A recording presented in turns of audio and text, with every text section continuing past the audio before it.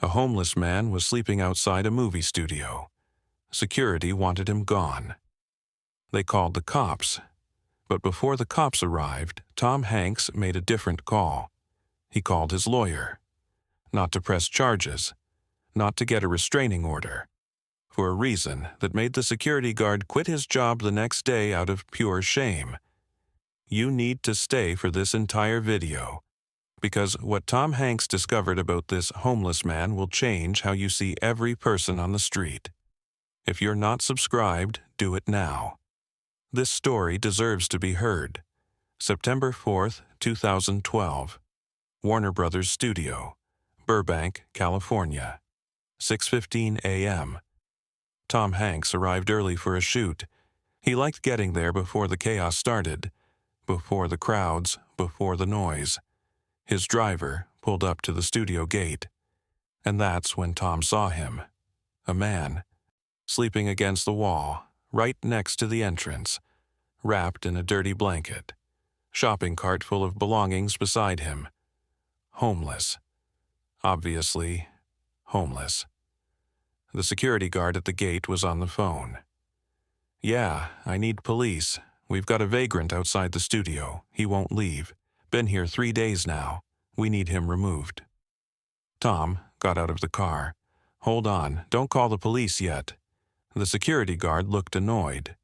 "Mr. Hanks, this guy has been here for 3 days. He's scaring visitors. He's bad for the studio's image. We need him gone." "Has he done anything? Threatened anyone? Damaged property?" "No, but then why are we calling the police?" "Because he's homeless, sir. He can't just sleep here." "Why not?" The guard didn't have an answer. Tom walked over to the man. He was awake now, watching the conversation with tired eyes.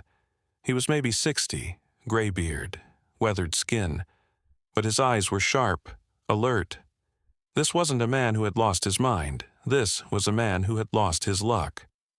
"Hey, I'm Tom." The man sat up slowly. "I know who you are, Mr. Hanks. I've seen your movies." "What's your name?" "Arthur. Arthur Simmons." "Arthur, the security guard wants you to leave. Can you tell me why you're here?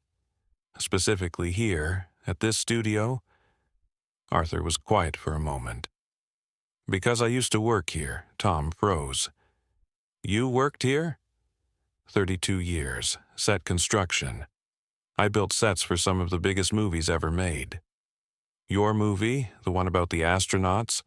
Apollo 13, I built the capsule interior." Tom stared at him. "You built the Apollo 13 set?" "Part of it, me and my crew. Took us 4 months.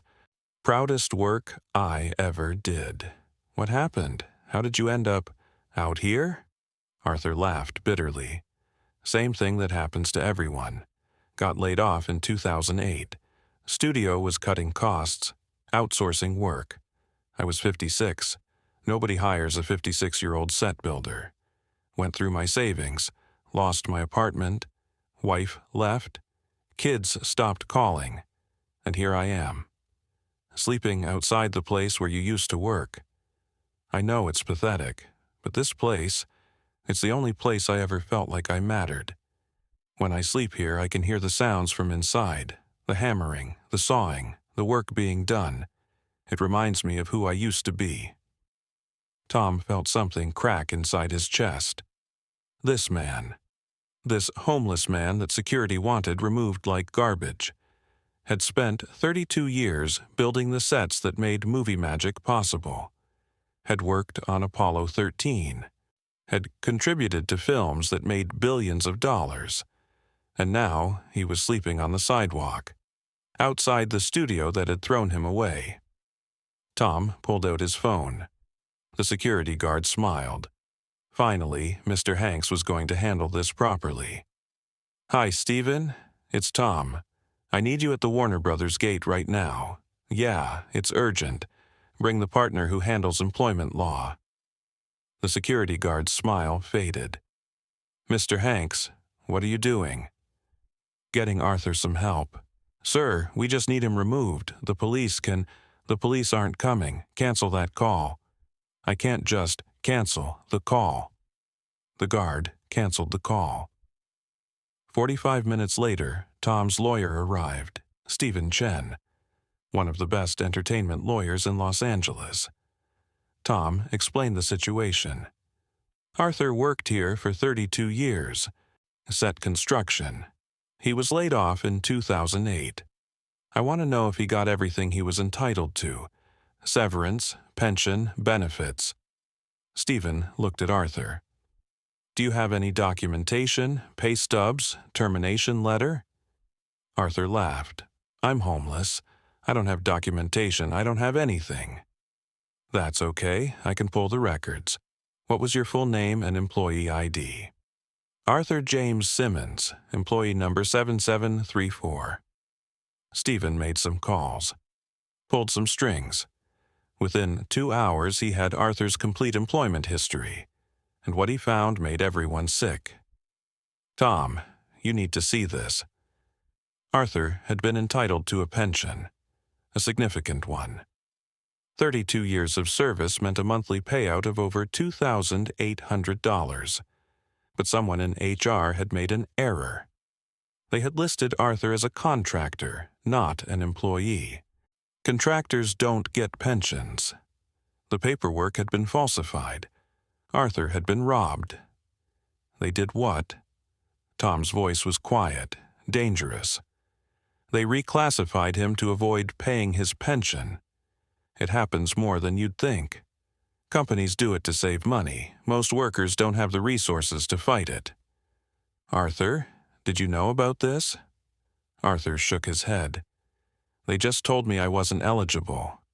I didn't have a lawyer. I didn't have money. What was I supposed to do?" "You were supposed to get what you earned, and you're going to get it." "Stephen, what do we need to do?" "We file a lawsuit, wrongful termination, pension fraud. It'll take time, but we'll win. The documentation is clear." "How long?" 6 months, maybe a year. "And in the meantime, Arthur sleeps on the street?" "I can try to get an emergency." "No." Tom turned to Arthur. "You're not sleeping on the street, not tonight, not ever again." Here's what Tom did. First, he got Arthur a hotel room, not a shelter, a real hotel, clean bed, hot shower, room service. Second, he bought Arthur new clothes, not expensive, just clean, dignified. Third, he made sure Arthur had 3 meals a day, every day, until this was resolved. Fourth, he called the studio head, personally, explained what had happened, explained what his lawyers had found. The studio settled out of court within 3 months. Arthur received his full pension, all 4 years of back payments, plus damages. The HR manager who had falsified the records was fired and quietly prosecuted. But Tom wasn't done. He got Arthur a job, not charity work, a real job. Training young set builders, passing on 32 years of knowledge to the next generation. "You know more about building sets than anyone alive," Tom told him. "That knowledge shouldn't disappear. It should be taught." Arthur worked as a trainer for 7 years. He retired at 71, with a full pension this time, a real one. He bought a small house, nothing fancy, but it was his. After 5 years of sleeping on streets, he had a home. His kids started calling again. One of them visited last Christmas. First time in 12 years.